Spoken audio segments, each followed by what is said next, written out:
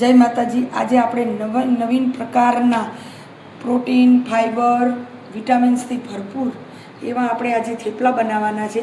એ માટે મેં એક બાઉલ લીધો છે। બંધ કરી મેં એક બાઉલ લીધો છે। એમાં મેં એક મકાઈનો ડોડો બાફી અને લઈ લીધો છે। હવે એની અંદર આદુ, મરચાં અને લસણ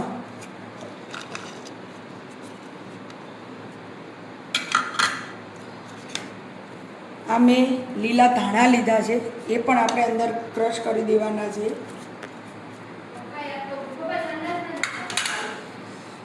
એની અંદર હવે હું 3-4 ચમચી દહીં નાખી દઈશ, જેથી આપણું ક્રશ સરસ રીતે થઈ જાય છે। હવે આને આપણે ક્રશ કરી દઈશું।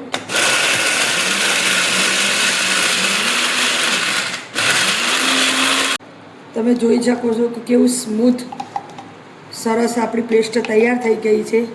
હવે આપણે 2 વાટકી ઘઉંનો મેં લોટ લીધેલો છે,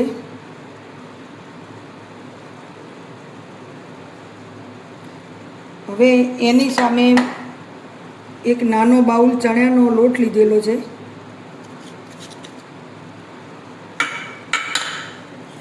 એમાં થોડી કસૂરી મેથી આપણે લઈશું,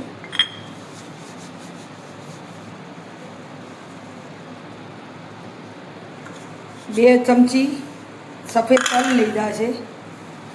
હવે આની અંદર આપણે 2 ચમચી લાલ મરચું, 1 ચમચી હળદર,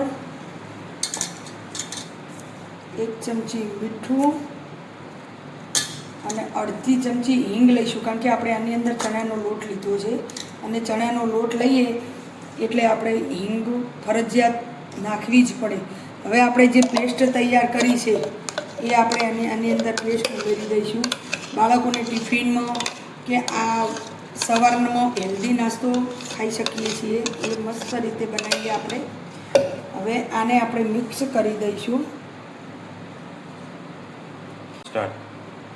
જો તેલ નાખું, હવે આપણે આને મિક્સ કર્યું છે। હવે આની અંદર 1 ચમચી આપણે મોયણ નાખીશું,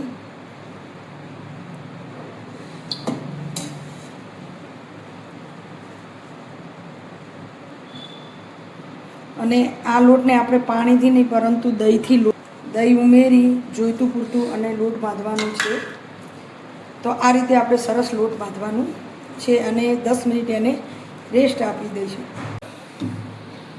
જો આપણો લોટ બંધાઈને સરસ રીતે તૈયાર થઈ ગયો છે, આને હવે આપણે 10 મિનિટ રેસ્ટ આપવાનો છે, એટલે આપણે ઢોકી અને એને મૂકી દઈશું। તો આપણે રેસ્ટ આપી અને હવે એને આપણે થેપલા વણી દેવાના છે। જો થેપલાની અંદર આપણે તેલનો ટૂવો આપી દીધો છે અને તમે જોઈ શકો છો કે કેવા સરસ મજાના ફૂલે છે, ખાવામાં પણ એટલા મસ્ત સોફ્ટ અને ટેસ્ટી બને છે। તો તૈયાર છે આપણે મકાઈ, ચણા અને ઘઉંના લોટમાંથી બનતા થેપલા અને સાથે ગળ્યું દહીં।